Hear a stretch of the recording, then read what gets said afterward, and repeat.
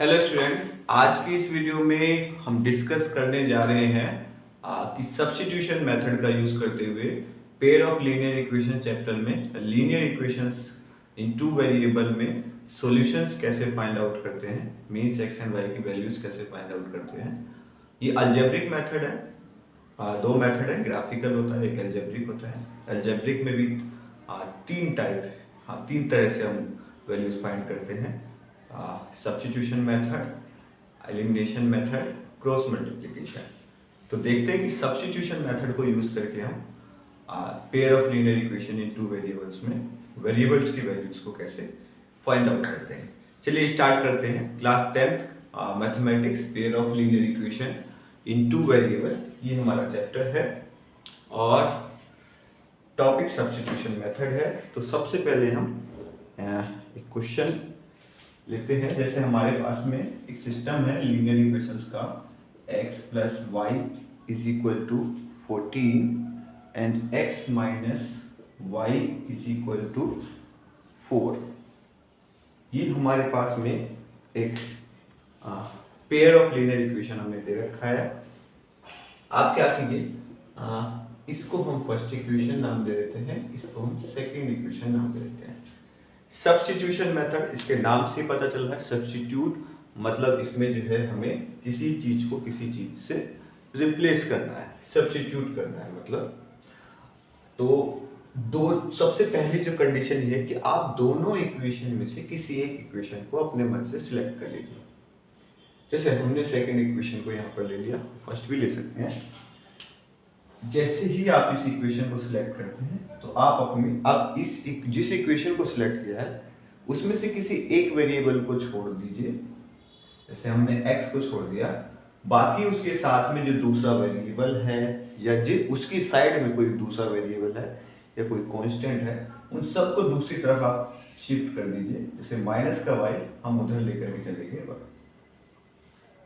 4 के साथ में आ गए। कहने का मतलब ये है कि जिस इक्वेशन को आपने सिलेक्ट करा है उस इक्वेशन में जो आपने वेरिएबल सिलेक्ट करा है उस वेरिएबल को एक तरफ छोड़ दीजिए, बाकी उसके साथ जो भी है सब दूसरी तरफ शिफ्ट कर दीजिए। हमने ऐसा ही कर दिया। अब ये x is equal to 4 plus y हमारा बन गया है। हाँ, हमारा ये वेरिएबल अब अकेला हो गया है। अब हमें बेटा इसको नाम देना है इक्वेशन नंबर 3। अब आप क्या कीजिए कि ये जो पूरा है 4 प्लस वाई, अब ये x की वैल्यू है, तो अब हमें क्या करना है, substitute value of x from third equation से इन फर्स्ट। हम फर्स्ट इक्वेशन में इसको क्या करते हैं, सब्स्टिट्यूट कर देते हैं। तो जहां x है वहां x की जगह आपको 4 प्लस वाई लिखना है फर्स्ट में। ध्यान दें, जिसको हमने सिलेक्ट नहीं किया था उसमें सब्स्टिट्यूशन करना है। तो फर्स्ट इक्वेशन में रखेंगे 4 plus y is equal to 14। यहाँ x है तो x की जगह हमने 4 प्लस वाई रख दिया। लाइक टर्म्स ऐड हो जाएंगे, y plus y 2y plus 4 is equal to 14। अब ये 4 उधर चला जाएगा तो 2y is equal to 14 minus 4, उधर जाकर के माइनस का हो जाएगा। 2y इज इक्वल टू 10 और ये इसे कैंसिल कर देगा तो y की वैल्यू आ जाएगी 5। अब इस y की वैल्यू को आप थर्ड में सब्स्टिट्यूट कर dीजिए या फर्स्ट में सब्स्टिट्यूट कर दीजिए, आपको x की वैल्यू मिल जाएगी। हम इसे रख देते हैं थर्ड में। Substitute value of y in third. तो जैसे हम इसको थर्ड में रखेंगे, इधर लिख देते हैं। जैसे हम इसको थर्ड में रखेंगे तो x is equal to 4 plus y 5, तो x की वैल्यू आ जाएगी 9।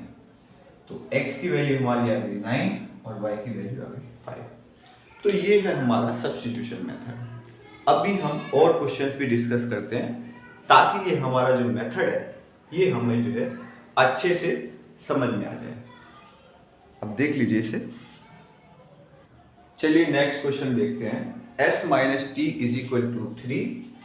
इसको नाम दे दीजिए first equation, s upon 3 plus t upon 2 is equal to 6, इसको नाम दे दीजिए सेकेंड। अब इसमें एक प्रॉब्लम ये है कि भाई इस इक्वेशन में जो हमारे कोफिशिएंट्स हैं एस और टी से कंफ्यूज मत होइएगा, कुछ भी हो सकता है। वाई जेड जैसे एक्स वाई है वैसे ही एस एंड टी है, आप इनको भी वेरिएबल्स ही कंसीडर कीजिए। अब s का कोफिशिएंट 1/3 है, t का कोफिशिएंट 1/2 है। तो प्रॉब्लम ये है कि फ्रैक्शन में कोफिशिएंट्स है, तो थोड़ा सा इसको आसान किया जाए ताकि हम इसको आराम से सॉल्व कर सकें। तो सबसे पहले इसी को सिंप्लीफाई कर लीजिए। जब ये फ्रैक्शन में है तो हम क्या करते हैं, पहले इसको एलसीएम ले लेते हैं। 3 और 2 का एलसीएम क्या हो जाएगा, 6 हो जाएगा।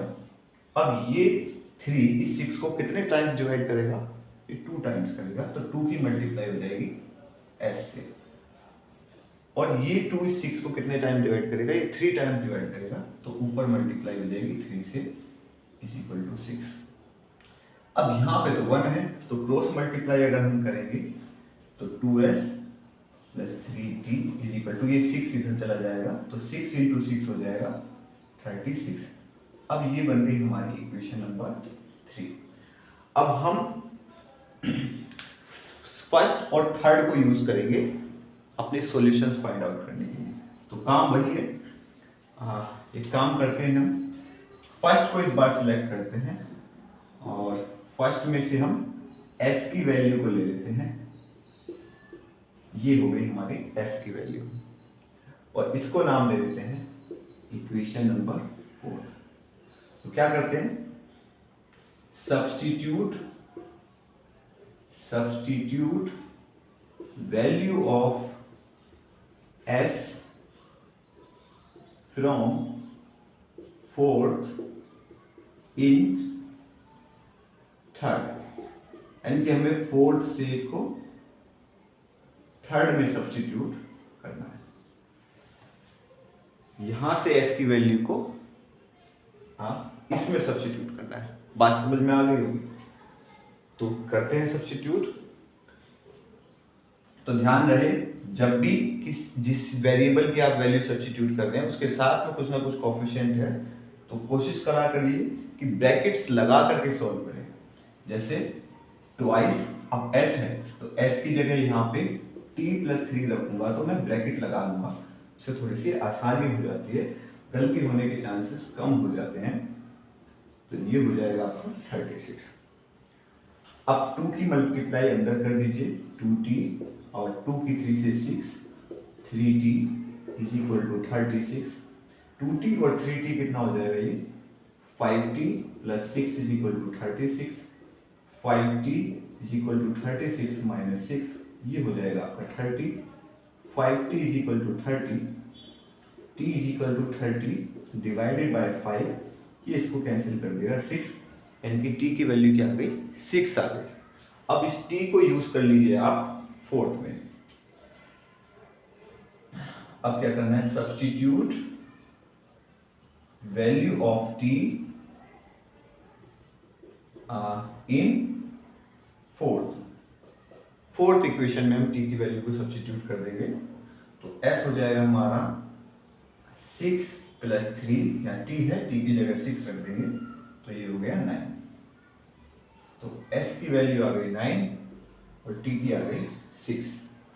तो ये आ गई हमारी values.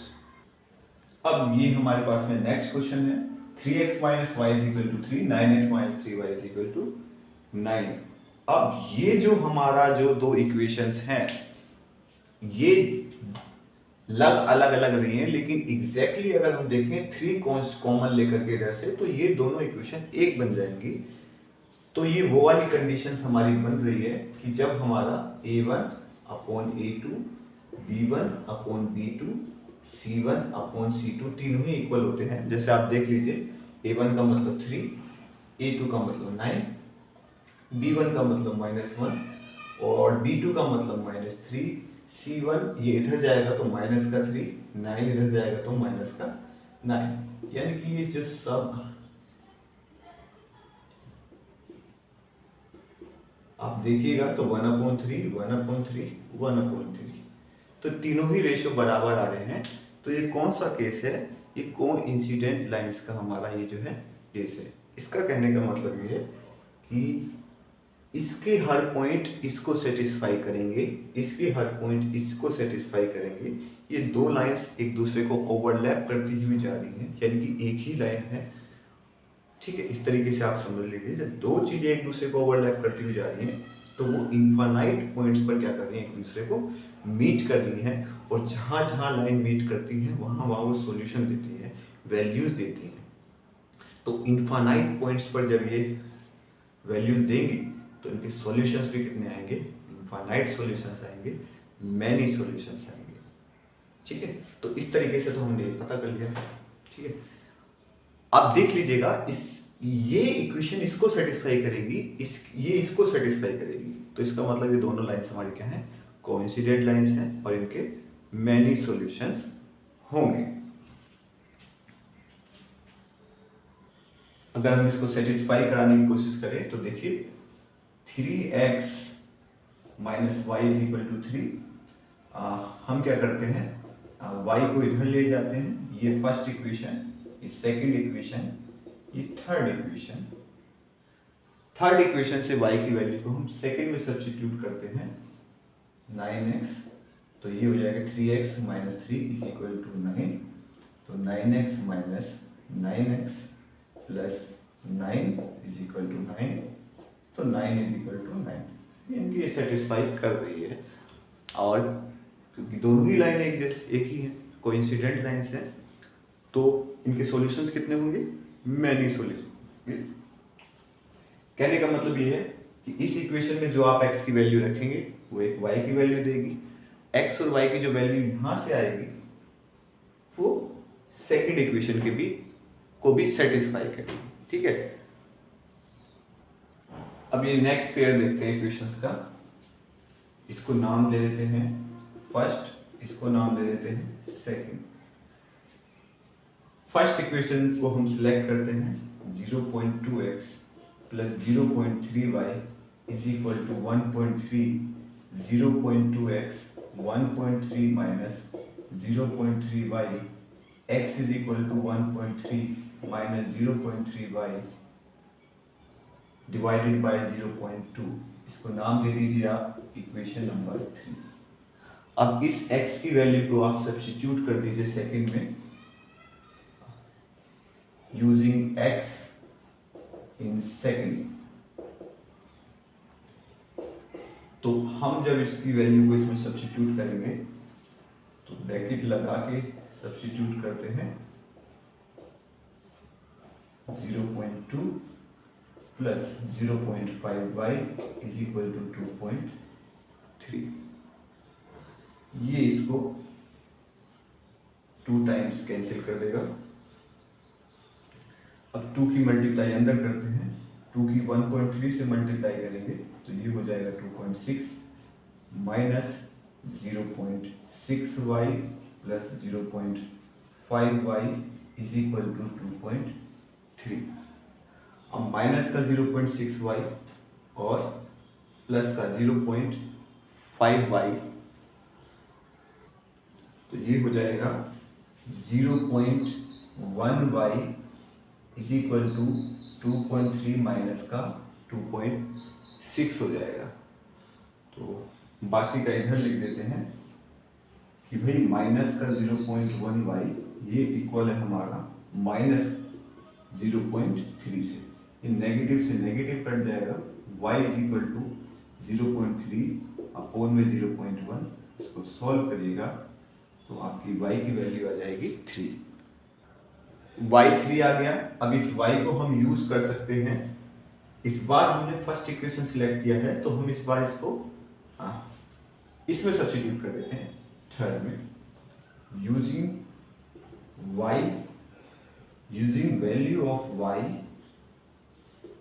In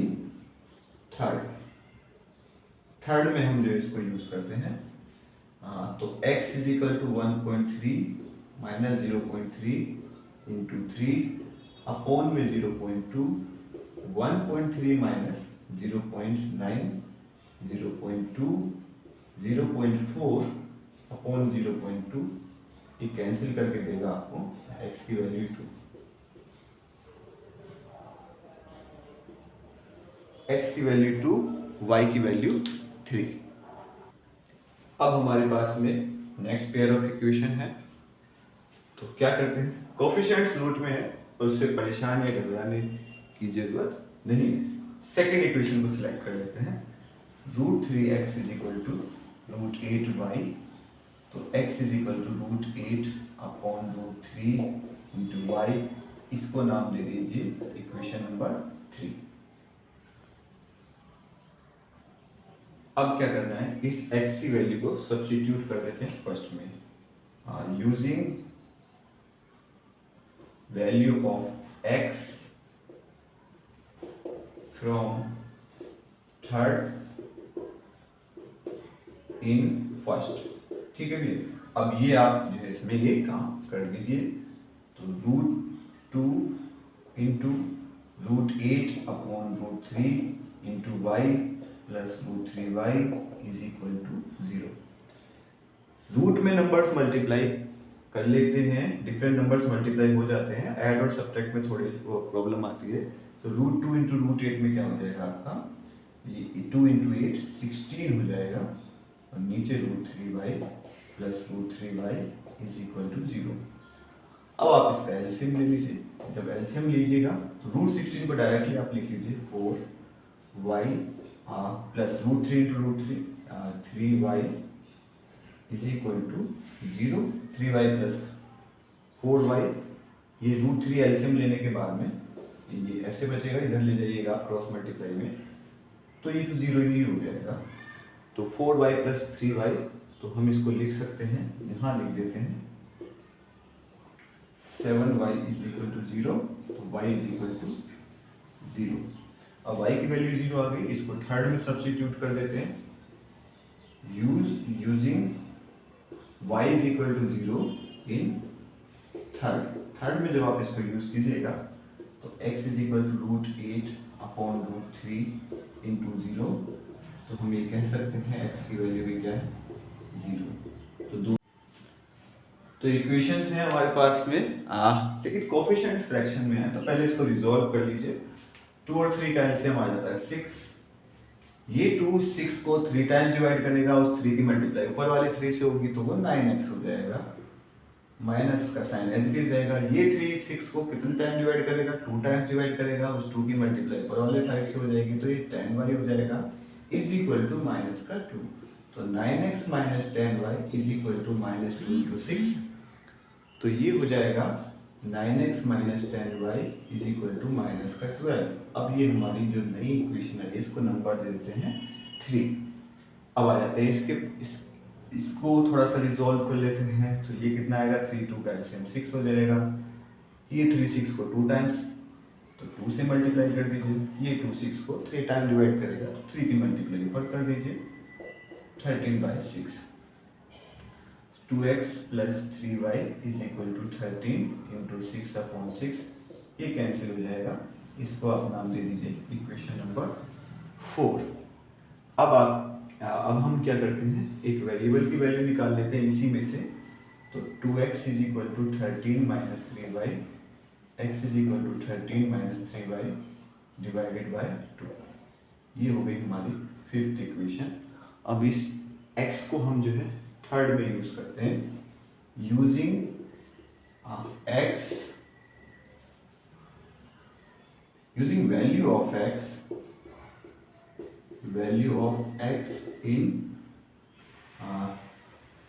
third from fifth से हम जो है वैल्यू लेकर के आ रहे हैं, थर्ड में यूज करेंगे, तो 13 minus 3y divided by 2 minus 10y is equal to minus 12, LCM ले लीजिए और अंदर मल्टीप्लाई भी कर दीजिए, तो 13 इंटू 9 माइनस 117 माइनस 9 इंटू 3 27, इसको एलसीएम लीजिएगा तो यहाँ 1 है तो ये 20y हो जाएगा, और 2 is equal to minus 12, minus 27y minus 20y तो minus 47y is equal to 2 उधर जाएगा, 12 से मल्टीप्लाई होगी तो 24 हो जाएगा। -47 इज इक्वल टू -24 -117, इसको मल्टीप्लाई कर दीजिए, ऐड कर -24 एंड -117 इनको ऐड करना है। ये हो जाएगा माइनस का 141 -47, ये इससे कैंसिल हो जाएगा। 47 इसको डिवाइड कर देगा 3 टाइम्स, ये 24 है, ये भी 24 है, तो y की जो वैल्यू आ जाएगी वो आपकी आ जाएगी 3। यहाँ से y की वैल्यू कितनी आ जाएगी? 3 आ जाएगी। y is equal to 3। अब इस y को फिफ्थ में सब्स्टिट्यूट कर दीजिए तो x की वैल्यू आ जाएगी 13 - 3 × 3/2, और हम लिख सकते हैं x is equal to 13 - 9 divided by 2, so 13, ये 4/2, तो 2, x की वैल्यू कितनी आ जाएगी? 2 आ जाएगी। तो x हमारा 2 आ गया, y हमारा 3 आ गया। नेक्स्ट क्वेश्चन है, हमें इन इक्वेशंस को सॉल्व करना है and then we have to find out the value of m। So solve 2x + 3y = 11 and 2x - 4y = -24 and hence find the value of m for which y = mx + 3। तो सबसे पहले आपको क्या करना है, दोनों इक्वेशंस को सॉल्व करिए सब्स्टिट्यूशन मेथड से, x और y की वैल्यूज निकालिए, इसमें सब्स्टिट्यूट करिए, इसमें सब्स्टिट्यूट करिए, then you will get the value of m। तो सॉल्व करते हैं। सबसे पहले हम इनको लिख लेते हैं, इसको हम नाम दे देते हैं 1 और इसको नाम दे देते हैं हम 2। फर्स्ट से चलिए सेकंड से हम जो है एक वैल्यू निकाल लेते हैं, 4y - 24, 24। So x is equal to 4y - 24 divided by 2। ये हो गई हमारी इक्वेशन नंबर 3। यूज करते हैं x को। फर्स्ट है यूजिंग वैल्यू ऑफ x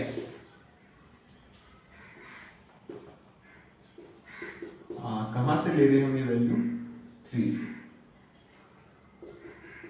से, और कहां सब्स्टिट्यूट करना है? फर्स्ट में सब्स्टिट्यूट कर दीजिए, यहाँ से x उठा करके हमें यहाँ पे सब्स्टिट्यूट करना है, तो ब्रैकेट जरूर लगा लिया कीजिए। So 4y - 24, 4y - 24 divided by 2 plus 3y is equal to 11। 2 से 2 गया, 4y - 24 plus 3y is equal to 11। 4 + 3 is 7y is equal to 11 + 24, 7y is equal to 35, इसको 5 टाइम्स, तो y इज इक्वल टू आ गया आपका 5।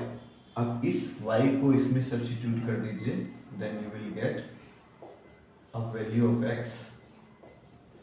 तो 4 × 5 = 20 - 24/20, so x is equal to -4 divided by 2, so x is equal to -2, so x is -2 and y is 5। दो value आ गई हैं। अब इन दोनों वैल्यूज को हम इसमें सब्स्टिट्यूट कर देते हैं, तो हमारी m की वैल्यू आ जाती है। मैं यहाँ पे डाल देता हूँ। So 5 is equal to m into, ये हमारा x है,